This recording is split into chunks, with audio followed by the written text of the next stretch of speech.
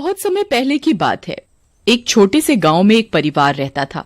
उसमें एक माँ और उसके पिताजी रहते थे। उनका एक बेटा भी था जिसका नाम कार्तिक था। कार्तिक अपने माँ बाप का बहुत ही ध्यान रखता था। वह उनकी हर बात मानता था। वह अपने माँ बाप का हर काम करता था। वह कभी भी अपने माँ बाप की कोई भी बात नहीं टालता था। एक दिन की बात है, कार्तिक के घर एक औरत आती है। उसका नाम बिमला होता है और वह कार्तिक की माँ से कहती है, कार्तिक की माँ, कैसी हो? मैं ठीक हूँ। और तुम बताओ, कैसे आना हुआ? आज हमारे घर का रास्ता कैसे भूल गई? सुना है तुम कार्तिक के लिए लड़की देख रहे हो। हाँ बहन, लड़की तो देख ही रहे हैं, पर कोई लड़की पसंद ही नहीं आ रही। बिमला को पता था कि कार्तिक की माँ लालची किस्म की औरत है। वो किसी ऐसी वैसी लड़की से शादी नहीं करेगी। तभी बिमला कार्तिक की माँ से कहती है, एक लड़की है तो उसका नाम चंदा है। सुंदर भी खूब है, पढ़ी लिखी भी काफी है और माल भी बहुत देंगे।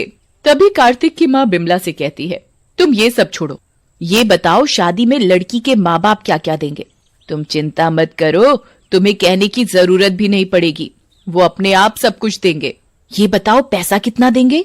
अरे, लड़की के माँ बाप बहुत पैसे वाले हैं, वो बहुत सारा पैसा देंगे। तो ठीक है, मैं कार्तिक की शादी चंदा से करने को तैयार हूँ। और अगले हफ्ते कार्तिक की माँ कार्तिक की शादी चंदा से कर देती है और चंदा नई नवेली दुल्हन बनकर अपने ससुराल में आती है। ससुराल में सभी लोग चंदा का खूब अच्छे से स्वागत करते हैं।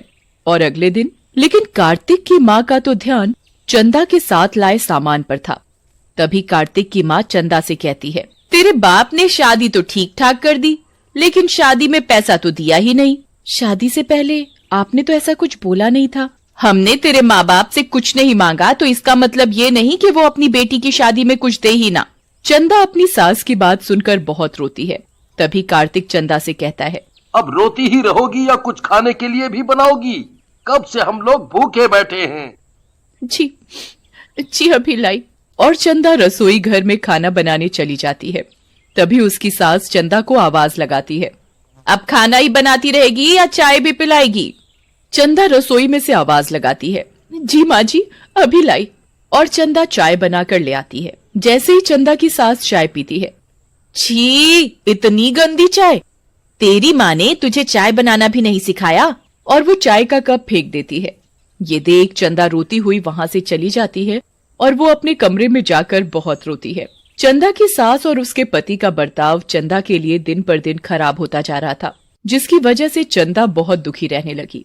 एक दिन की बात है, चंदा की सास चंदा से कहती है, चंदा, सुन चंदा, घर का एसी खराब हो गया है, अपने घर जाकर अपने बाप से एसी मांग कर ला। चंदा अपनी सास से कहती है, माँ जी, मैं कैसे अपने घर वालों से एसी मांग कर लाऊं? तभी कार्तिक भी चंदा से कहता है, माँ ने कह दिया ना, एसी मांग कर लाना है तो लाना है। लेकिन मेरे घर वालों ने तो शादी में पहले ही सब कुछ दे दिया था। दिया था तो अब दूसरा एसी चाहिए। कार्तिक और अपनी सास की बात सुनकर चंदा बहुत रोती है और वो अपने घर वालों से जाकर एसी मांग कर लाती है। और चंदा की सास एसी देखकर फूली नहीं समाती और कहती है, मैंने कहा था ना, दे देंगे एसी। चंदा अपनी सास की बात सुनकर कुछ नहीं बोलती और रसोई में काम करने चली जाती है। चंदा रसोई में काम करते करते रोती रहती है। तभी कार्तिक कहता है, माँ, मैं किसी काम से बाहर जा रहा हूँ, आने में थोड़ा लेट हो जाएगा। ये कहकर कार्तिक अपने काम से बाहर चला जाता है और रात को लौटकर वो गुस्से में चंदा को आवाज लगाता है, चंदा, ओ चंदा, कहाँ मर गई? जी अभी आई। और वो कार्तिक के लिए चाय बनाकर लाती है। तभी कार्तिक की माँ कहती है, बेटा, आज तो तूने आने में बहुत देर कर दी। तो कार्तिक बताता है, रास्ते में मेरी बाइक खराब हो गई थी, इसीलिए लेट हो गया। बड़ी मुश्किल से घर पहुंचा हूँ, अब तो बिना बाइक के ही काम पर जाना पड़ेगा। तभी माँ कहती है, बिना बाइक के क्यों जाना पड़ेगा? ये चंदा है ना, ये लाएगी अपने घर वालों से मांगकर। तभी चंदा रसोई में खड़ी उन लोगों की बातें सुन रही होती है और तभी वो रसोई से बाहर आकर कहती है, माँ जी, मैं अब अपने घर वालों से कुछ भी मांग कर नहीं लाऊंगी। आप लोगों ने मुझसे पहले ही इतना कुछ मंगवा लिया है, अब मैं उन लोगों से कुछ भी नहीं मांग कर लाऊंगी। चंदा की बात सुनकर चंदा की सास और उसका पति उसे बहुत मारते हैं। इस तरह उन लोगों का लालच दिन पर दिन बढ़ता ही जा रहा था, पर चंदा चाह कर भी कुछ नहीं कर पा रही। एक दिन चंदा की सास चंदा से कहती है, ए चंदा, सुन, कल लोहड़ी है और तुझे आज पूरे घर की अच्छे से सफाई करनी है। जी माँ जी, मैं अच्छे से पूरे घर की सफाई कर लूंगी। तभी चंदा की सास चंदा से कहती है, सफाई करने के बाद अपने घर चली जाना। और सुन, ये तेरी पहली लोहड़ी है, उनको बोलना कि कल पैसे और गिफ्ट लेकर आए, ये नहीं कि हाथ हिलाते हुए आ जाए। जब देखो खाली हाथ चले आए। माँ जी, जितना उनके बस का है वो अपनी तरफ से आपको पैसे और गिफ्ट देने की ज्यादा से ज्यादा कोशिश करते हैं। मुझसे जबान लड़ाती है, पर माँ जी वो कहाँ से ला कर देंगे? उनकी हालत तो पहले से ही खराब चल रही है, उनके पास अब देने को कुछ नहीं बचा। मुझे कुछ नहीं पता, मैंने कह दिया तो कह दिया। चंदा की सास चंदा की एक नहीं सुनती और वो घर की सफाई में लग जाती है। और अगले दिन सास चंदा से कहती है, आज लोहड़ी है, तूने अपने घर वालों से बोल दिया ना कि आज गिफ्ट और पैसे लेकर आने हैं। चंदा अपनी सास की बात सुनकर कुछ नहीं बोलती और शाम के समय घर के सभी लोग लोहड़ी जलाकर बैठे हुए थे। तभी चंदा के माँ बाप आते हैं और वो चंदा को खाली मिठाई ही लाकर देते हैं और फिर वो अपने घर चले जाते हैं।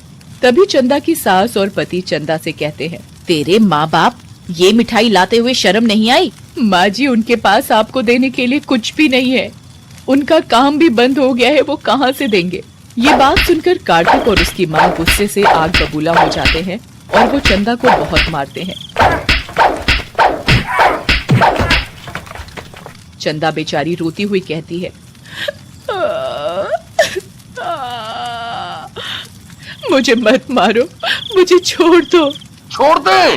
तभी कार्तिक की माँ कहती है, ये ऐसे नहीं मानेगी, इसे और मार। कार्तिक चंदा को इतना मारता है कि वो लोहड़ी की आग में गिर जाती है और चंदा के कपड़ों में आग लग जाती है और वो चिल्लाती है, कोई बचाओ, मैं जल रही हूँ, बचाओ।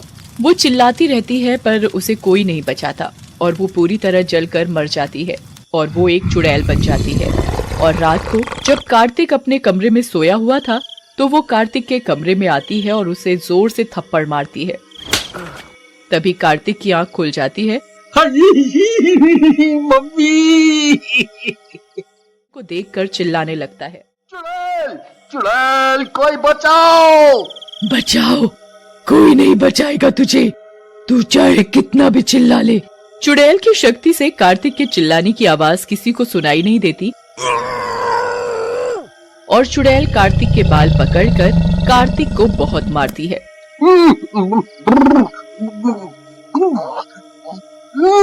मुझे छोड़ दो, मुझे छोड़ दो। नहीं, कभी नहीं, तू भी मुझे ऐसे ही मारता था ना, मैं भी चिल्लाती रहती थी मुझे मत मारो, पर तुम लोगों को मेरे ऊपर दया नहीं आती थी। अब तुम्हें पता चलेगा दर्द क्या होता है। तभी चुड़ैल कार्तिक के पलंग में आग लगा देती है और वो चीखने लगता है। अब पता चला कैसा लगता है जलते हुए। और कार्तिक के हाथ पैर आग से बुरी तरह जल जाते हैं और वो तड़पता रह जाता है। और अगले दिन कार्तिक की माँ कार्तिक की यह हालत देखकर रोने लगती है और कार्तिक से पूछने लगती है, ये तेरी हालत कैसे हुई? पर कार्तिक इतनी बुरी तरह जल जाता है कि वो बता ही नहीं पाता कि ये सब चंदा ने किया है। और रात को कार्तिक की माँ रसोई में दूध लेने के लिए जाती है। जैसे ही वो दूध गर्म करती है तभी चुड़ैल आ जाती है और चुड़ैल को देखकर कार्तिक की माँ डर जाती है।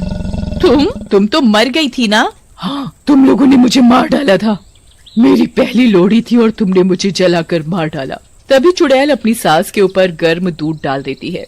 गर्म दूध डलते ही चंदा की सास चीखने लगती है, मुझे बचाओ, मेरा शरीर जल रहा है, बचाओ मुझे। चंदा की आवाज किसी को सुनाई नहीं देती और वो चिल्लाती रहती है, पर उसकी आवाज किसी को सुनाई नहीं देती। तभी चुड़ैल रसोई में आग लगा देती है और कार्तिक की माँ रसोई में लगी आग में फंस जाती है। मुझे मत जलाओ, अपनी पराई तो मत जलाओ, अब तुझे पता चलेगा कैसा लगता है जलते हुए। ले, अब तू भी चल। मत जलाओ, मुझे मत मारो, मैं जल रही हूँ। तुम लोगों के लालच की वजह से मेरे माँ बाप को कितनी तकलीफ झेलनी पड़ी, पर तब भी तुम लोगों को दया नहीं आई। मैं भी चिल्ला रही थी पर तुम लोगों ने मेरी एक नहीं सुनी और मुझे जलाकर मार डाला। मुझे माफ कर दो, छोड़ दो मुझे। तुम लोगों के लालच की वजह से तुम लोगों ने मुझे जलाकर मार डाला, तुम लोगों के साथ ऐसा ही होना चाहिए। और चुड़ैल पूरे घर में आग लगा देती है। उसमें कार्तिक और उसकी माँ बुरी तरह जलकर मर जाते हैं और चंदा की आत्मा भी शांत हो जाती है और फिर वो वहाँ से